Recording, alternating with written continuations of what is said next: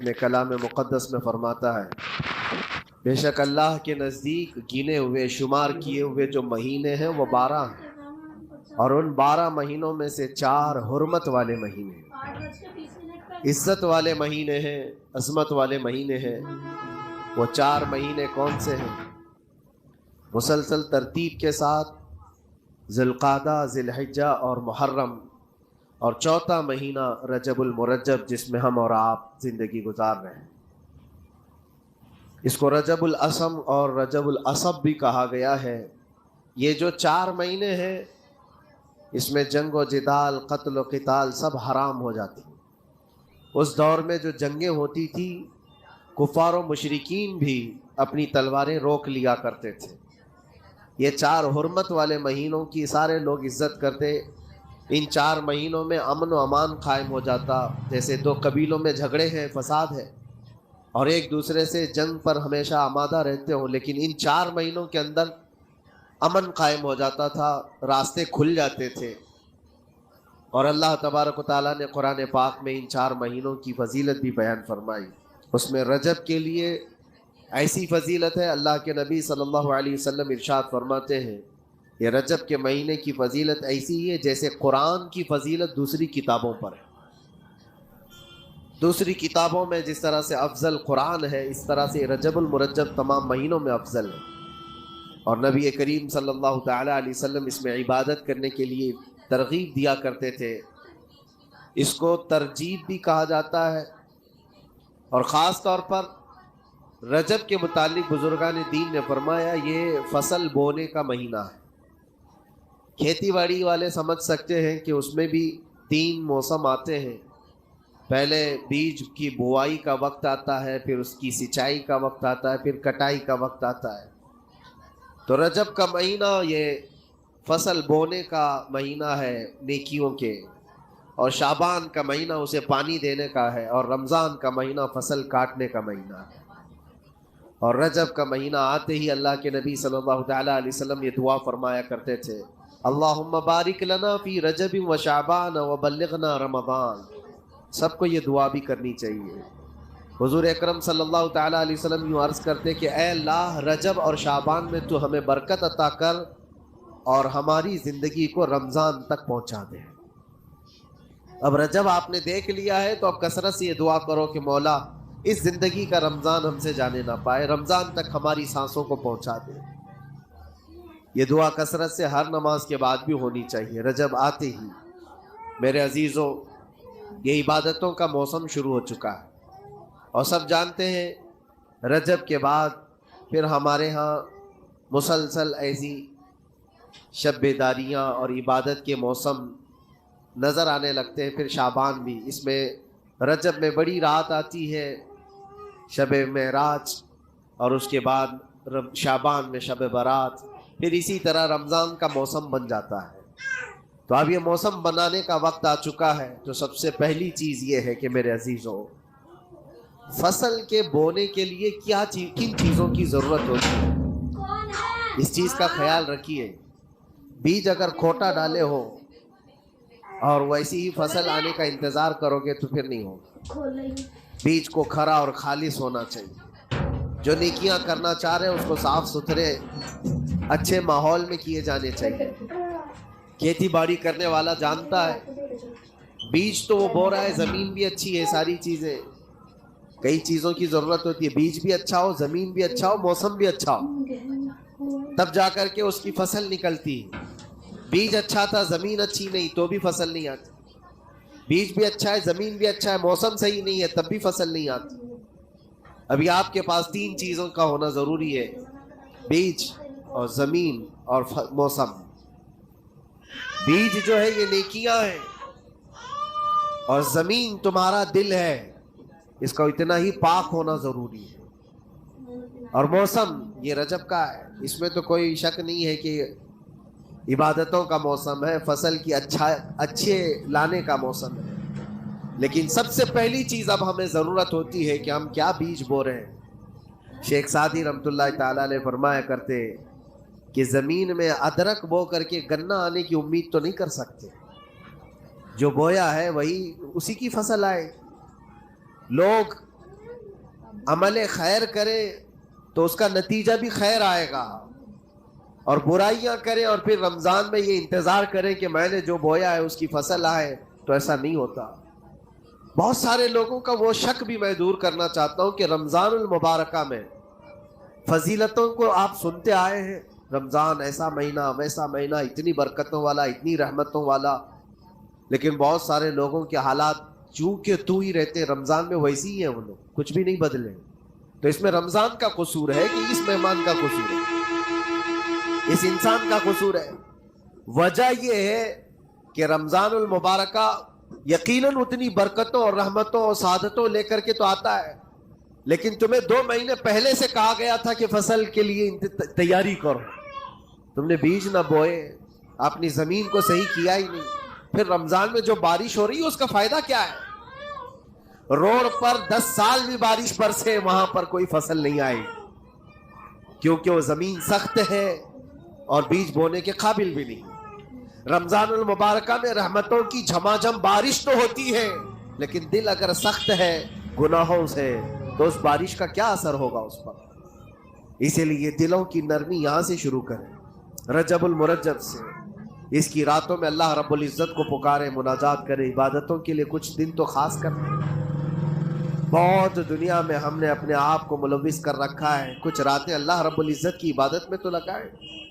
اللہ کے نبی صلی اللہ تعالیٰ علیہ وسلم کی ایک حدیث ہے، جامع الاصول سے نقل کی ہوئی، رجب المرجب کے پہلے جمعے جو ہم لوگ ابھی گزر چکے، ابھی یعنی وہ رات تو گزر چکی، کل کی جو گزری ہوئی رات ہے رجب کی، یہ پہلی جمعہ کی شب تھی۔ اس کے متعلق روایت ہے کہ 12 رکعتیں جو مغرب کے بعد سے لے کر عشاء کے درمیان پڑھتا ہے، اللہ کریم اس کے تمام گناہوں کو معاف کرتا ہے اور اس سال اس کو پورے طور پر ناگہانی آفات سے محفوظ رکھتا ہے، اور شیطان کے اس پر قابو پانے سے بھی اس کو اللہ محفوظ رکھتا ہے۔ تو یہ تھی تیاریاں، یہ ساری چیزیں ابھی سے تیاریاں ہونی چاہیے۔ رجب کے 3 دن آتے ہیں جس کے متعلق فرمایا گیا ہے ایام بیز میں بھی 13، 14، 15 یا 14، 15، 16 یہ جو تاریخیں آتی ہیں اس میں روزے رکھو۔ اس کی بھی بڑی فضیلت ہے کہ تم تیاریاں ابھی سے شروع کرو کہ رمضان المبارکہ میں اچھی فصل دیکھ سکے، ہمارے جسم کے اندر بدلاؤ آ سکے، ہمارے دل کے اندر انقلاب آ سکے۔ اور تیاری یہاں سے نہ کر کے صرف رمضان میں ہی امید لگائے بیٹھتا ہے تو میرے عزیزوں کچھ تو صفائی کی ضرورت ہوتی ہے۔ آپ نے اگر زمین خریدی کھیتی باڑی کی غرض سے اور گئے، وہاں جاتے ہی آپ نے سوچا کہ اس میں فصل آ جانی چاہیے، تو کسانوں سے پوچھو تو بتائیں گے آپ کو نہیں، زمین کو پہلے صاف کرنا پڑتا ہے، کچرے ہوں گے اس کے اندر بہت سارے، ہل چلاؤ یا کسی بھی طرح سے اس کو صاف کرو، صاف کرنے کے بعد پھر یہ بھی کسان کہتا ہے کہ زمین کو تھوڑا ڈھیلا کر دو، بڑے بڑے ڈھیلے ہوں تو اس کو توڑ دو اور مٹی نرم ہو جائے، اور اس کے بعد پھر کسان کہتا ہے تھوڑا پانی بھی چھڑکاؤ کرو، گیلی ہو جائے، تب جا کر کے تم اس پر بیج بو۔ میرے عزیزو یہ رجب بیج بونے کا موسم ہے، تو پہلے زمین کو ڈھیلا تو کر دو، زمین کے اندر جو کچرے ہیں اس کو نکال تو دو، دل کے اندر جو وسوسے بھرے ہوئے ہیں، گناہوں کے خیالات بھرے ہوئے ہیں، اس کو پاک تو کرو۔ اس کو پاک کرنے کے لیے اللہ کریم کی بارگاہ میں آ کر گڑ گڑاؤ، تمہارا ایک آنسو تمہارے تمام گناہوں کو اور اللہ کے غضب کو ٹھنڈا کر دیتا ہے۔ ہاں، ایک آنسو کا قطرہ تمہارے لیے اللہ کریم ہے، موتی سمجھ کے شان کریمی نے چن لیے قطرے جو گرے تھے عرق انفعال کے۔ امام غزالی رحمۃ اللہ تعالی علیہ نے لکھا ہے کہ آج اللہ تبارک و تعالیٰ کی رحمت کو اپنی طرف مائل کرنے کے لیے اگر تم کچھ کر سکتے ہو تو بس یہ ہے کہ دنیا رونے اور گڑ گڑانے سے نہیں مانتی، لیکن مولا کریم بندے کے ایک مرتبہ سجدہ کر کے اسے پکارنے سے فوراً قبول کرتا۔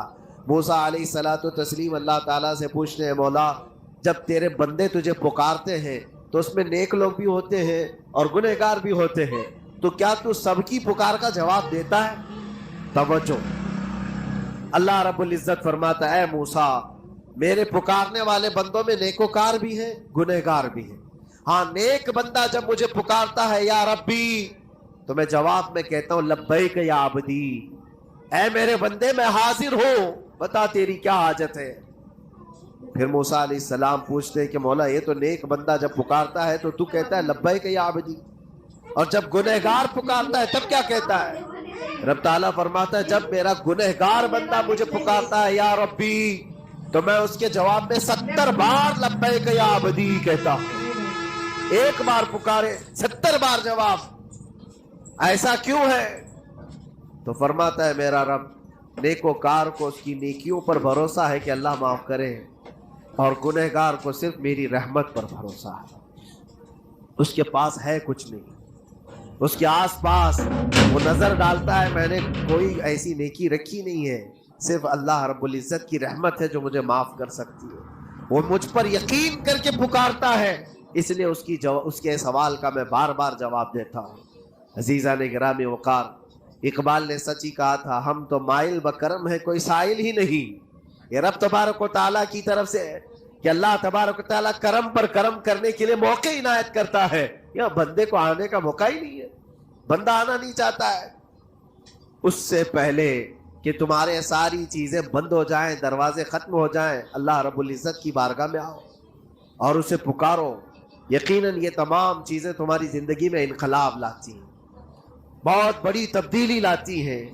عزیزان گرامی، پھر میں یہ عرض کرتا ہوں کہ رجب کے اس مہینے میں دل کو نرم کرنا بہت ضروری ہے۔ دلوں کی سختیاں آج گناہوں کی طرف مائل کرتی ہیں۔ ہمارا دل سخت ہے یا نرم ہے، اس کو پہچاننے کے کئی تھرمامیٹر دیے گئے ہیں ہمارے پاس، چیک کرو ہمارا دل کس پوزیشن میں ہے آج۔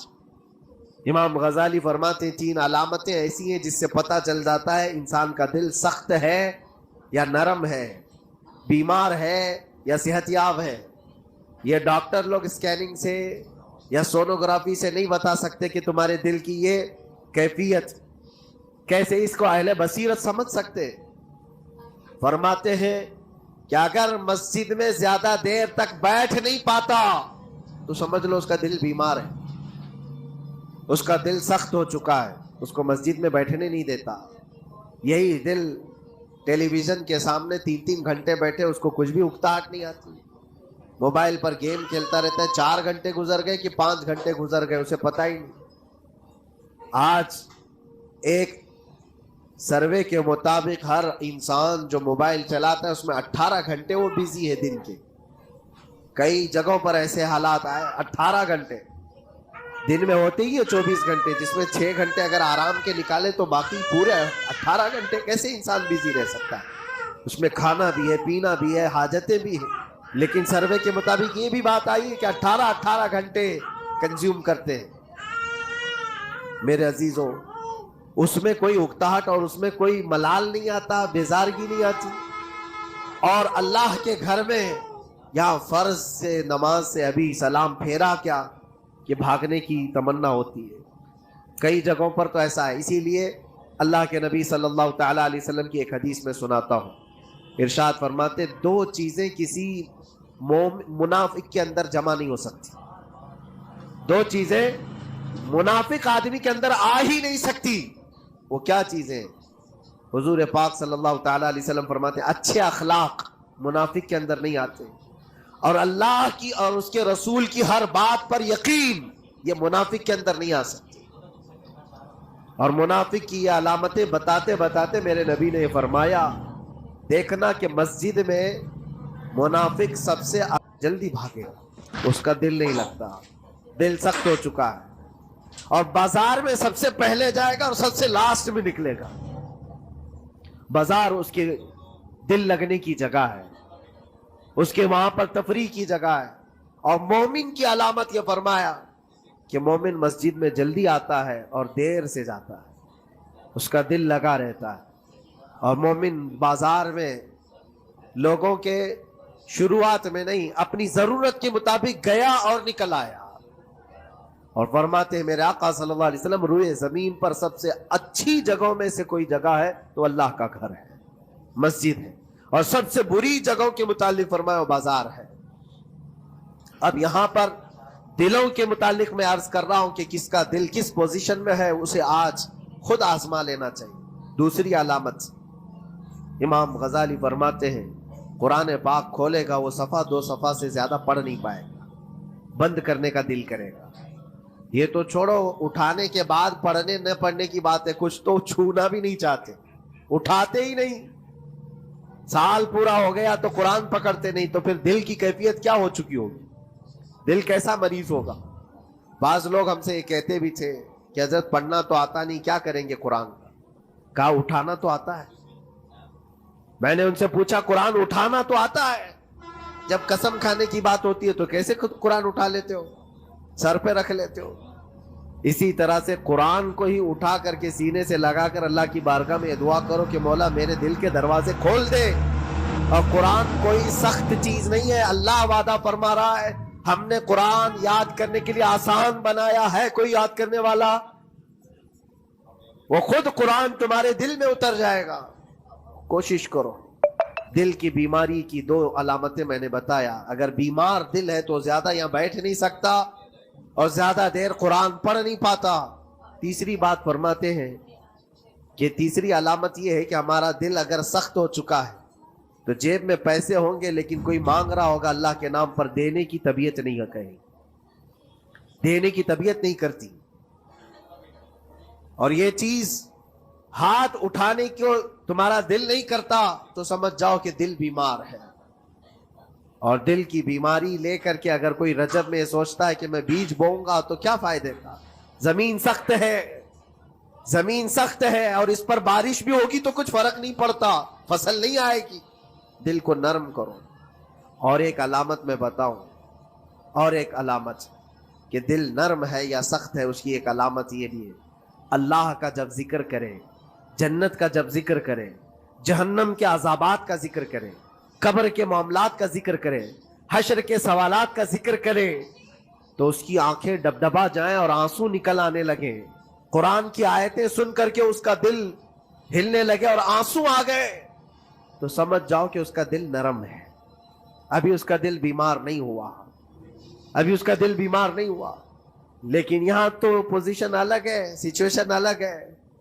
ہم تو پتہ نہیں کن کن چیزوں میں رو لیتے ہیں لیکن اللہ کا کلام سنتے ہوئے کسی کے کان پر جوں بھی نہیں رینگتی. لوگ تو گانوں پر تھرکنے والے اور نغموں پر اچھل کود کرنے والے وجد کی بات کرتے ہیں، لیکن اللہ کا کلام پڑھنے پر کوئی کسی کو وجد کیوں نہیں آتا؟ یہ ایمان کی علامت ہے. قرآن میں اللہ نے فرمایا وَإِذَا تُلِيَتْ عَلَيْهِمْ آيَاتُهُ زَادَتْهُمْ ایمانا. جب اللہ کی آیتیں ان پر تلاوت کی جاتی ہے، مومنین پر، ان کا ایمان بڑھ جاتا ہے. کیا آپ امام کے پیچھے قرات سن کر کے اپنے دل میں ہلچل محسوس کرتے ہیں؟ سننے کی طبیعت کرتی ہے. بلکہ ادھر نماز پڑھ کر کے جانے کے بعد آدھے گھنٹے کے بعد پوچھے آج پہلی رکعت میں کیا پڑھا تھا، دوسری رکعت میں کیا پڑھا، آپ کو پتہ ہی نہیں رہتا. یاد ہی نہیں امام صاحب کیا پڑھ رہے تھے، میں تو دکان کا حساب کتاب کر رہا تھا، کیا خبر ہے کہ انہوں نے کیا پڑھا. تو قرآن کو توجہ سے پڑھے ہوتے تو تمہارے دل میں بھی وہ باتیں اثر کر رہی ہوتی. میرے عزیزوں، کتنے ایسے لوگ ہیں جو صرف اور صرف قرآن پاک کی تلاوت کی وجہ سے دلوں کو نرم کر دیا گیا ہے. میں اسی بات پر آج فوکس کر کے ختم کر دوں گا. رجب المرجب بیج بونے کا موسم ہے تو دل کے نرمی کے ساتھ ہی بیج بو، کیونکہ یہ زمین ہے تمہاری، اور زمین نرم نہ ہو تو کتنی بھی نیکیاں کرو کیا فائدے کی. دل سخت ہے، گناہوں سے لبریز ہے، اور دل کو نرم کرنے کا علاج 2 چیزیں بتائی گئی، کریں گے انشاءاللہ. 2 چیزیں بڑی آسان ہیں. اگر دل کو نرم کرنا ہے تو 2 چیزیں فرمائی گئی، کثرت سے قرآن پاک کی تلاوت کرو یا کثرت سے میرے نبی پر درود پاک پڑھا کرو. 2 چیزیں کر کے دیکھو تمہارا دل نرم ہو جائے گا. اور بھی دوسری علامت، دوسرے علاج بھی میرے آقا نے فرمایا. ایک صحابی آئے تھے، انہوں نے عرض کیا یا رسول اللہ صلی اللہ علیہ وسلم، لوگ آپ کے پیچھے نماز پڑھتے ہیں تو زاروں قطار رونے لگتے ہیں، جب آپ دعا کرتے ہیں تو وہ دھاڑے مار کر کے روتے ہیں. میں کبھی رو نہیں پاتا، میرا رونا نہیں آتا، میں بھی قرآن سنتا ہوں، میں بھی آپ کے پیچھے نماز پڑھتا ہوں. تو حضور پاک صلی اللہ علیہ وسلم نے فرمایا تمہارا دل سخت ہو گیا ہے، تمہارا دل سخت ہو گیا ہے. انہوں نے کہا کیا کروں، علاج کیا ہے اس کا؟ وہ مسیحا امت ہے میرے آقا، ہر ایک کا علاج جانتے ہیں، کس کو کون سا علاج دینا ہے. نبی پاک صلی اللہ تعالی علیہ وسلم فرماتے ہیں جاؤ کسی یتیم بچے کے سر پر ہاتھ پھیرو، اللہ تمہارا دل نرم کرے گا. ان کے لیے وہ علاج رکھا گیا تھا. جس کو جیسا علاج بتایا میرے آقا صلی اللہ علیہ وسلم نے، کسی یتیم کے سر پر ہاتھ پھیرو دل نرم ہوگا، لیکن دل کے نرم ہونے کے علاج اللہ کے نبی صلی اللہ علیہ وسلم کے شفا خانے میں ہیں۔ آج سے آپ کثرت سے درود پاک پڑھو، پھر دیکھو آپ کے دل کے اندر انقلاب آتا ہے یا نہیں آتا۔ آپ کے چہرے کا نور بڑھ جائے گا، زبان کا اثر بڑھ جائے گا، عمل خیر کی طرف رغبت بڑھ جائے گی۔ کثرت سے جب بندہ حضور پاک صلی اللہ علیہ وسلم پر درود پڑھتا ہے، اس کی زبان سے جھوٹ نکل جاتا ہے، گالی اس کی زبان پر نہیں آ پاتی ہے، کیونکہ وہ پاک کرتا چلا جاتا ہے اپنی زبان کو اللہ کے نبی کا نام لے کر کے۔ میرے عزیزو، اس میں دقت کیا ہے درود پاک کثرت سے پڑھنے میں؟ آپ جہاں چل رہے ہو، پھر رہے ہو، اٹھ رہے ہو، بیٹھ رہے ہو، انتظار میں ہو، سونے کے لیے جا رہے ہو، زبان ہی تو ہلانا ہے میرے نبی پاک صلی اللہ علیہ وسلم کی بارگاہ میں درود پڑھ کر کے۔ اور ضروری نہیں ہے کہ بہت لمبے لمبے درود پاک آپ کو یاد کرنے ہو، صلی اللہ علیہ وسلم بھی پڑھ لیا تو یہ درود پاک ہے، یہ درود پاک ہے۔ یا تو پھر الصلاۃ والسلام علیک یا رسول اللہ کہتا ہے تو یہ بھی درود پاک ہے، درود پاک ہے یہ۔ اور دل جب نرم ہو جائے گا تو انشاءاللہ العزیز آپ اس کے اثر بھی دیکھیں گے۔